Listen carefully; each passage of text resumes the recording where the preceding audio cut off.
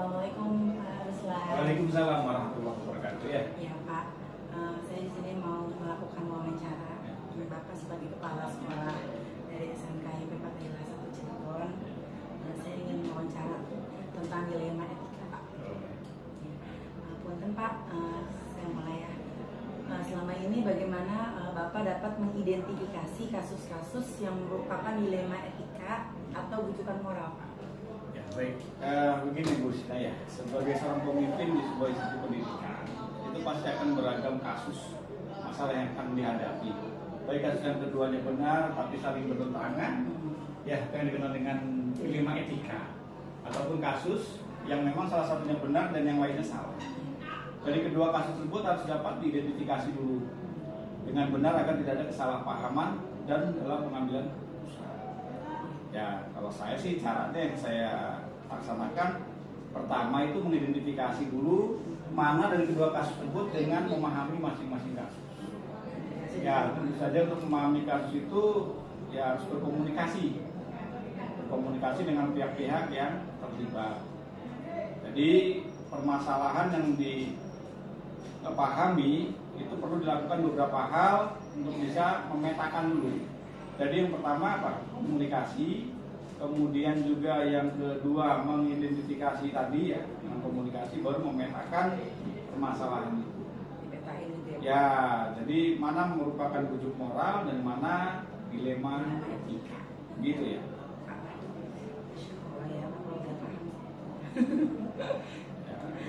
Ya, Bapak selama ini Bapak menjalankan pengambilan keputusan di sekolah Bapak gitu ya, terutama untuk kasus-kasus di mana ada dua kepentingan yang sama-sama benar itu atau sama-sama mengandung nilai kebajikan, itu gimana Pak jalan pengambilan keputusannya?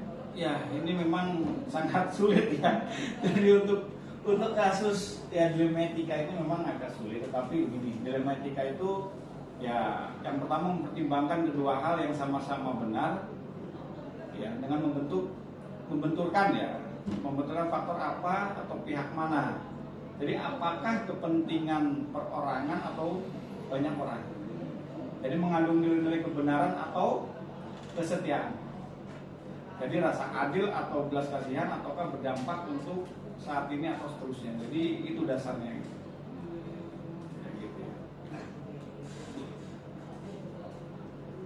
Kemudian kira-kira langkah-langkahnya seperti apa Pak? Langkah-langkah atau prosedur yang Bapak jalankan selama ini? Langkah-langkahnya? Ya, langkah-langkahnya mungkin dari hati atau nalar harus sejalan untuk memilih kebenaran yang paling kecil mudaratnya lah. Dan juga mana misalkan mana yang paling kecil mudaratnya, mana yang paling besar manfaatnya. Dengan betul, dan pertimbangan kepentingan peserta didik. Ini kuncinya kalau saya. Saya opsi pertamanya adalah peserta didik, di mana ya jika ada kasus SKPT dulu tahu nih lupa tuh di kira-kira hal-hal bilang aja nomor 3 ya. Nomor 3 ya.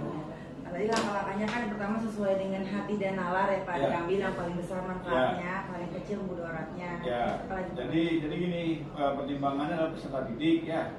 Jadi peserta didik dari kasus itu berhubungan dengan peserta didik intinya. Berdasarkan pada prinsipnya berpikir berbasis hasil akhir, berpikir berbasis peraturan. Jadi hasil akhir peraturan dan juga rasa peduli.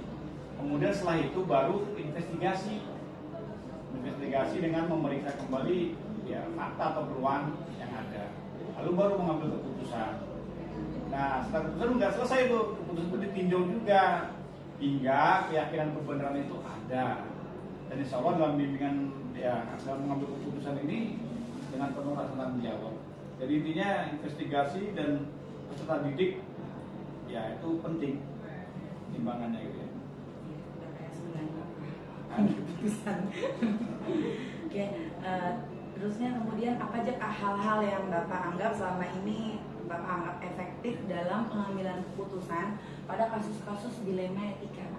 Ya, yang pertama setiap masalah itu apa sih yang perlu kita pikirkan? Pasti masalah itu kan diurai sesederhana mungkin. Jadi kita sederhanakan dulu nih permasalahannya. Kita sederhanakan, baru kita ambil pemikiran dan setelah itu baru membangun kebijaksanaan tadi.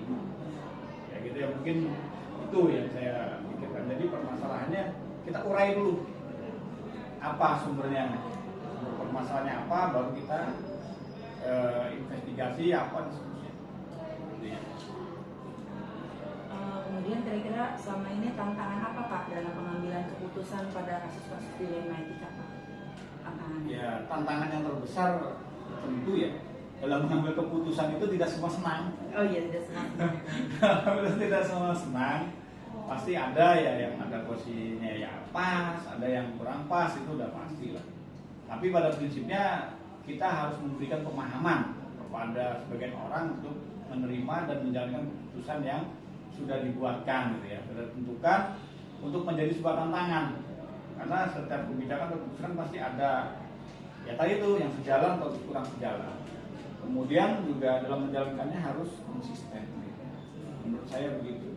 Ya sama tantangannya kayak Pak Jodoh. Ya. Tantangannya sama benar. Ya, nggak semua orang karena bisa tantangannya terima. setiap keputusan itu pasti tidak sejalan, kalau yang sejalan atau yang mendukung pasti. Apakah Bapak dalam mengambil suatu keputusan itu Pak ya ada jadwal tertentu nggak Pak? Atau Bapak langsung menyelesaikan di tempat gitu? Bentuk dan prosedur apa kira-kira yang Bapak jalankan?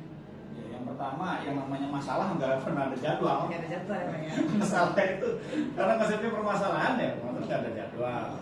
Tapi yang pertama ya jadwal itu tidak ada, tapi prioritasnya dulu. Dari masalah itu tergantung daripada jenis kasus atau pentingnya kasus itu harus diselesaikan mana dulu gitu.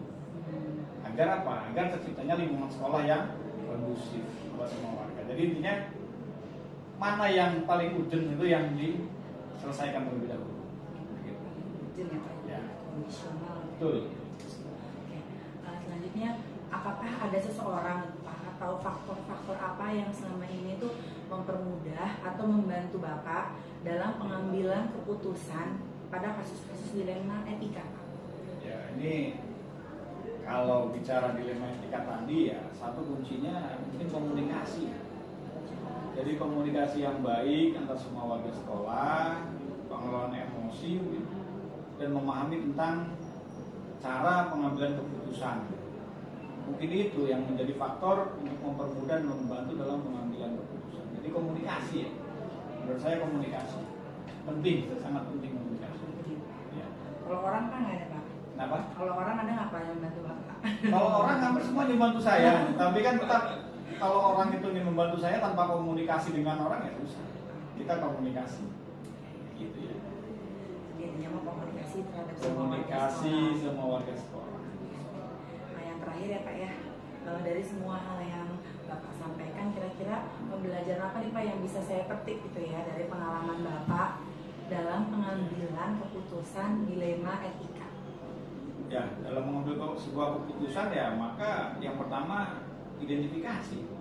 Sama seperti kita menyusun skripsi, identifikasi dulu apa masalahnya gitu kan.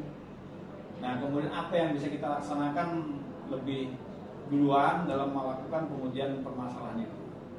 Kemudian juga lakukan dulu, kita mempertimbangkan mana yang benar. Ya, jadi paradigmanya harus dipilih dulu.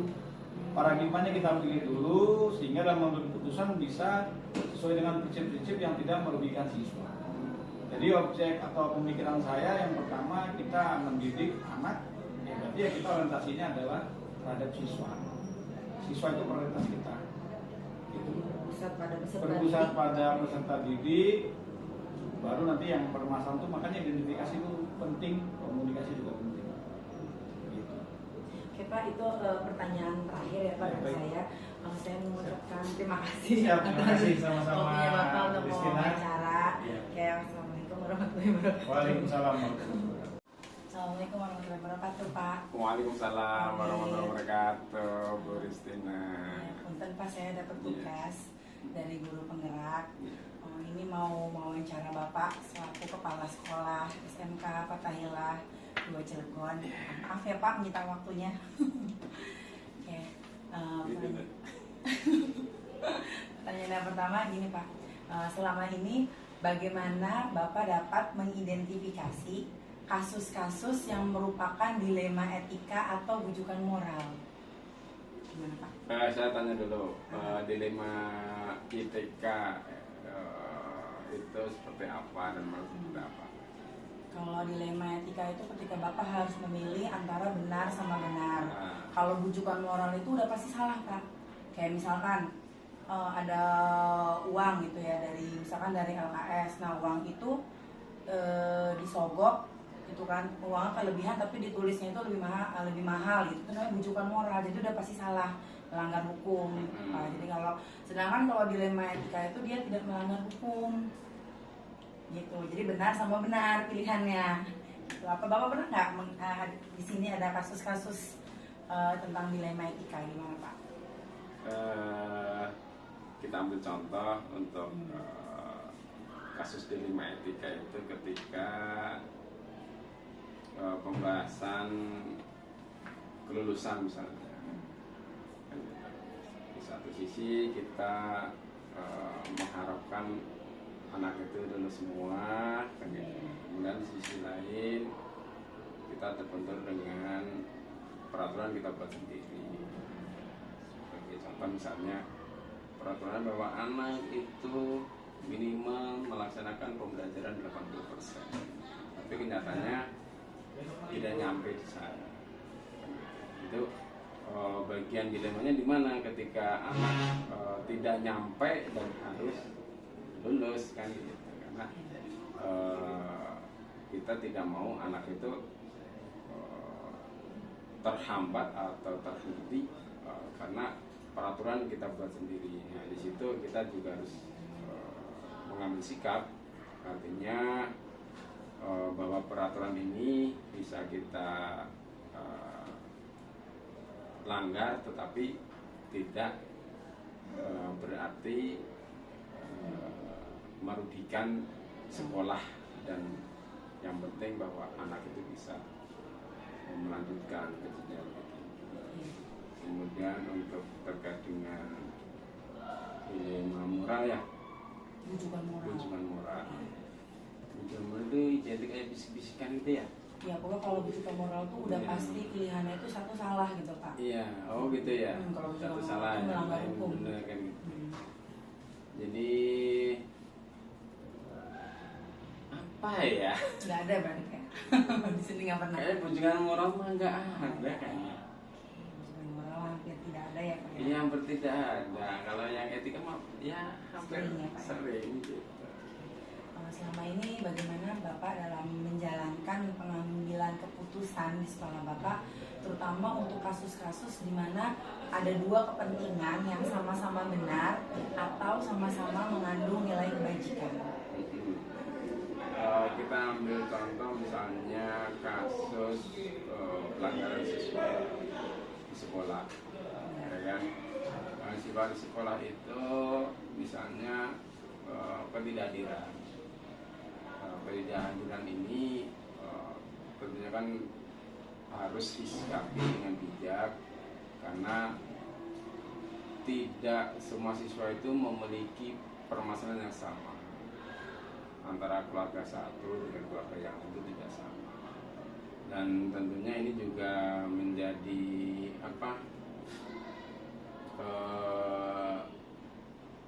bentuk di mana bahwa kita juga tidak memutuskan sebelah pihak, artinya kita dengan adanya kasus permasalahan anak kehadiran ini, kita juga tidak bisa memutuskan bahwa si anak ini benar-benar tidak mau belajar atau mungkin barangkali bermasalah sebelum kita benar-benar mengidentifikasi secara menyeluruh, begitu dari riwayatnya, kemudian keluarganya, kemudian latar belakangnya, semua itu harus kompleks sehingga kita tidak salah dalam mengambil keputusan, karena pada intinya, pada prinsipnya adalah apa yang kita putuskan itu hasil daripada fakta-fakta yang kita ambil dan beberapa pendapat-pendapat yang dari beberapa yang berkompeten di situ untuk menangani masalah siswa, khususnya yang jarang masuk lah, jarang masuk. Nah, kemudian di sisi lain bahwa ada peraturan yayasan juga kan gitu, bahwa si anak harus bagaimana dan harus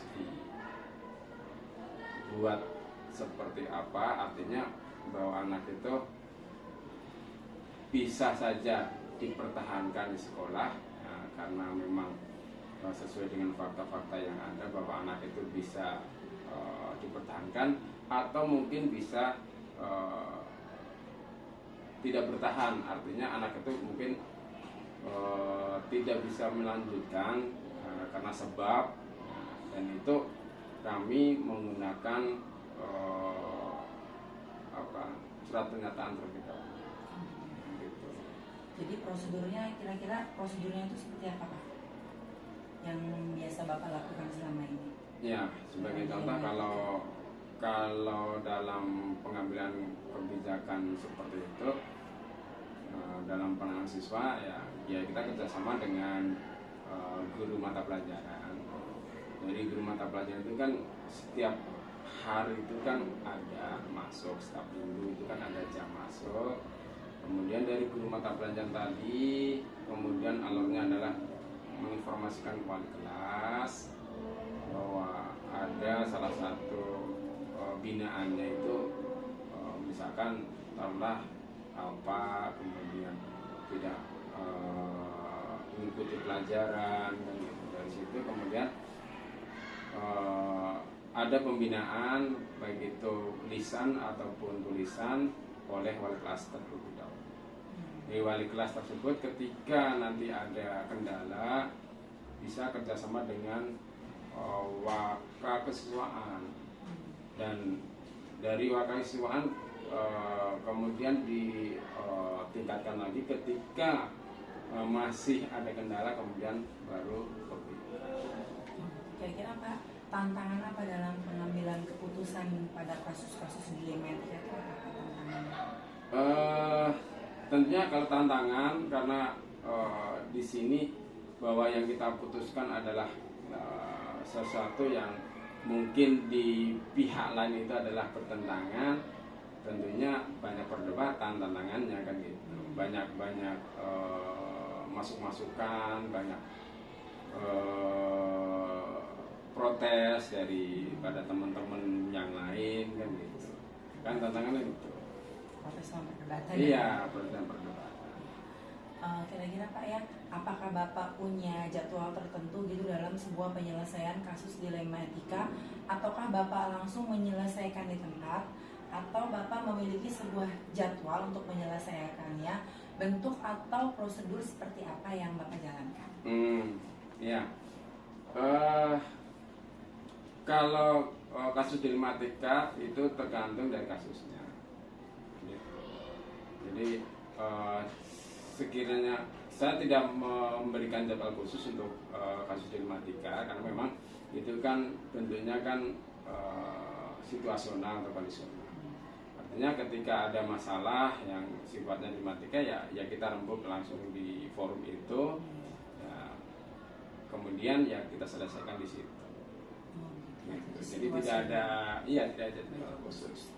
Apakah ada seseorang itu Pak, atau faktor-faktor apa yang selama ini mempermudah atau membantu Bapak dalam pengambilan keputusan dalam kasus-kasus dilema etika Pak? Ada nggak faktor-faktor yang mempermudahnya ke orang itu? Dalam arti bahwa ada bantuan gitu. Faktor apa yang mempermudah Bapak, yang membantu Bapak dalam mengambil keputusan ini? Faktor yang untuk mempermudah dalam mengambil keputusan adalah bahwa kepala sekolah punya kewenangan. Yang saya pakai adalah kewenangan saya selaku kepala sekolah, sehingga apapun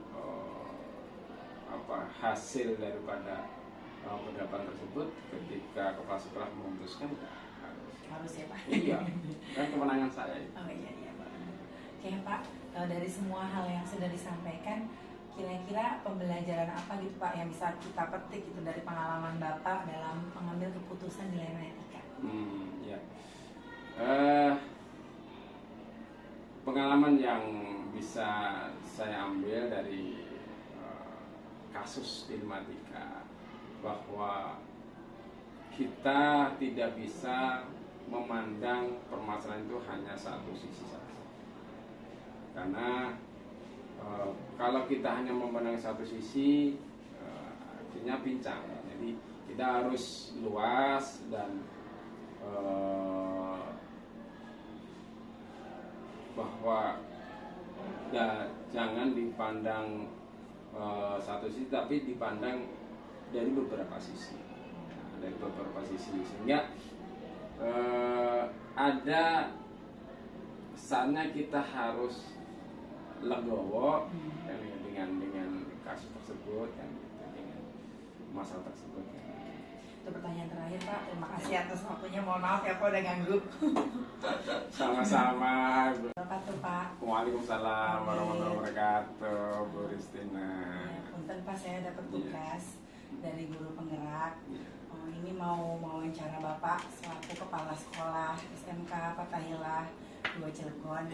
Maaf ya Pak menyita waktunya. Oke. Pertanyaan yang pertama gini Pak. Selama ini bagaimana Bapak dapat mengidentifikasi kasus-kasus yang merupakan dilema etika atau bujukan moral? Gimana Pak?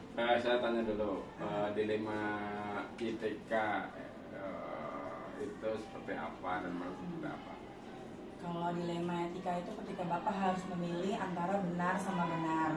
Kalau bujukan moral itu udah pasti salah Pak. Kayak misalkan ada uang gitu ya misalkan dari LKS. Nah uang itu disogok gitu kan, uangnya kelebihan tapi ditulisnya itu lebih mahal gitu. Itu namanya bujukan moral. Jadi udah pasti salah, melanggar hukum. Nah, jadi sedangkan kalau dilema etika itu dia tidak melanggar hukum gitu. Jadi benar sama benar pilihannya. Gitu. Apa Bapak pernah nggak di sini ada kasus-kasus tentang dilema etika, gimana Pak? Kita ambil contoh untuk kasus dilema etika itu ketika pembahasan kelulusan misalnya. Di satu sisi kita mengharapkan anak itu lulus semua, kemudian di sisi lain kita terbentur dengan peraturan kita buat sendiri. Sebagai contoh misalnya peraturan bahwa anak itu minimal melaksanakan pembelajaran 80%, tapi kenyataannya tidak nyampe di sana. Itu bagian dilemanya di mana ketika anak tidak nyampe dan harus lulus kan gitu. Karena kita tidak mau anak itu terhambat atau terhenti karena peraturan kita buat sendiri. Nah, di situ kita juga harus mengambil sikap, artinya bahwa peraturan ini bisa kita langgar, tetapi tidak berarti merugikan sekolah, dan yang penting bahwa anak itu bisa melanjutkan ke jenjang berikutnya. Kemudian untuk terkait dengan dilema moral ya, Bujukan moral. bujukan moral itu jadi kayak bisik-bisikan gitu ya. Ya pokoknya kalau bujukan moral tuh udah pasti pilihannya itu satu salah gitu Pak. Iya, oh gitu ya. Kalau Satu bujukan salah, moral itu yang melanggar lain hukum. benar kan gitu. Jadi apa ya? Nggak ada berarti ya. Di sini nggak pernah. Kayak bujukan moral mah nggak ada kayaknya. Bujukan moral hampir tidak ada ya Pak. Iya, hampir tidak ada. Kalau yang etika mah ya hampir Sering ya, Pak, ya? sering gitu. Selama ini bagaimana Bapak dalam menjalankan pengambilan keputusan di sekolah Bapak, terutama untuk kasus-kasus di mana ada dua kepentingan yang sama-sama benar atau sama-sama mengandung nilai kebajikan? kita ambil contoh misalnya kasus pelanggaran siswa di sekolah, ya kan? Siswa di sekolah itu misalnya ketidakhadiran.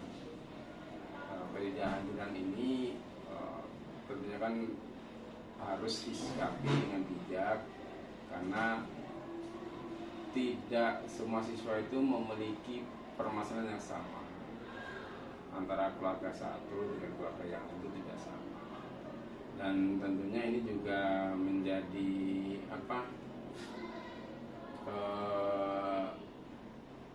bentuk di mana bahwa kita juga tidak memutuskan sebelah pihak. Artinya kita dengan adanya kasus permasalahan anak kehadiran ini, kita juga tidak bisa memutuskan bahwa si anak ini benar-benar tidak mau belajar atau mungkin barangkali bermasalah sebelum kita benar-benar mengidentifikasi secara menyeluruh, begitu dari riwayatnya, kemudian keluarganya, kemudian latar belakangnya, semua itu harus kompleks, sehingga kita tidak salah dalam mengambil keputusan. Karena pada intinya, pada prinsipnya adalah apa yang kita putuskan itu hasil daripada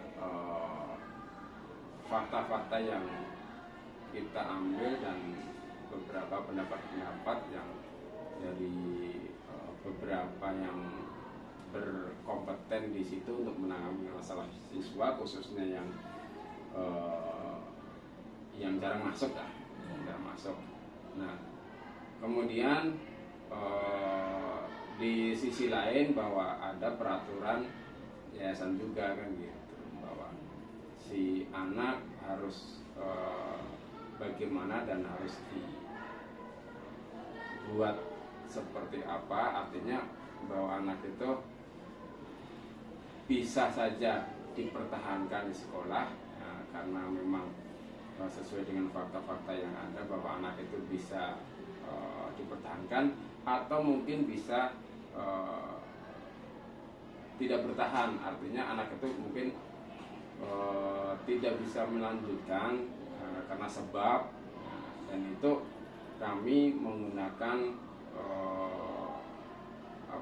surat pernyataan terlebih dahulu. Gitu. Jadi prosedurnya, kira-kira prosedurnya itu seperti apa, Pak?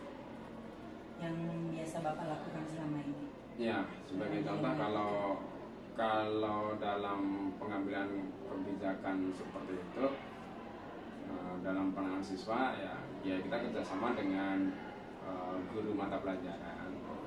Jadi guru mata pelajaran itu kan setiap hari itu kan ada masuk, setiap minggu itu kan ada jam masuk. Kemudian dari guru mata pelajaran tadi, kemudian alurnya adalah menginformasikan ke wali kelas bahwa ada salah satu binaannya itu misalkan taruhlah apa, kemudian tidak mengikuti pelajaran, dan gitu. Dari situ kemudian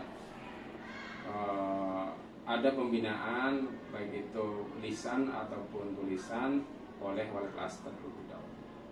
Di wali kelas tersebut ketika nanti ada kendala bisa kerjasama dengan wakakesiswaan, dan dari wakakesiswaan kemudian ditingkatkan lagi ketika masih ada kendala, kemudian baru Kira-kira Pak, tantangan apa dalam pengambilan keputusan pada kasus-kasus di Yemen? Kira-kira apa tantangannya? Tentunya kalau tantangan, karena di sini bahwa yang kita putuskan adalah sesuatu yang mungkin di pihak lain itu adalah bertentangan, tentunya banyak perdebatan tantangannya kan gitu, banyak masuk-masukan, banyak protes daripada teman-teman yang lain kan gitu. Kan tantangannya itu. Protes sama perdebatan. Iya, protes dan perdebatan. Kira-kira Pak ya, apakah Bapak punya jadwal tertentu gitu dalam sebuah penyelesaian kasus dilema etika, ataukah Bapak langsung menyelesaikan di tempat, atau Bapak memiliki sebuah jadwal untuk menyelesaikannya, bentuk atau prosedur seperti apa yang Bapak jalankan?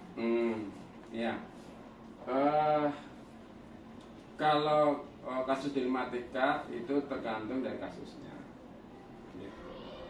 Jadi sekiranya saya tidak memberikan jadwal khusus untuk kasus dilema etika karena memang itu kan bentuknya kan situasional atau kondisional. Artinya ketika ada masalah yang sifatnya dilema etika ya kita rembuk langsung di forum itu. Ya, kemudian ya kita selesaikan di situ. Jadi tidak ada jadwal khusus. Apakah ada seseorang itu Pak atau faktor-faktor apa yang selama ini mempermudah atau membantu Bapak dalam pengambilan keputusan dalam kasus-kasus dilema etika Pak? Ada nggak faktor-faktor yang mempermudahnya ke orang itu? Dalam arti bahwa ada bantuan gitu. Faktor apa yang mempermudah Bapak, yang membantu Bapak dalam mengambil keputusan ini? Faktor yang untuk mempermudah dalam mengambil keputusan adalah bahwa kepala sekolah punya kewenangan. Yang saya pakai adalah kewenangan saya selaku kepala sekolah, sehingga apapun hasil daripada pendapat tersebut ketika kepala sekolah memutuskan harus ya Pak? Iya, kan kewenangan saya itu. Oh iya Pak. Oke Pak, dari semua hal yang sudah disampaikan, kira-kira pembelajaran apa gitu Pak yang bisa kita petik gitu dari pengalaman Bapak dalam mengambil keputusan dilema etika? Ya. Pengalaman yang bisa saya ambil dari kasus dilema etika bahwa kita tidak bisa memandang permasalahan itu hanya satu sisi saja. Karena kalau kita hanya memandang satu sisi, artinya pincang. Jadi kita harus luas dan bahwa jangan dipandang satu sisi, tapi dipandang dari beberapa sisi. Dari beberapa sisi sehingga ada saatnya kita harus legowo dengan kasus tersebut kan, dengan masalah tersebut. Itu pertanyaan terakhir Pak. Terima kasih atas waktunya. Mohon maaf ya Pak udah ganggu. Sama-sama.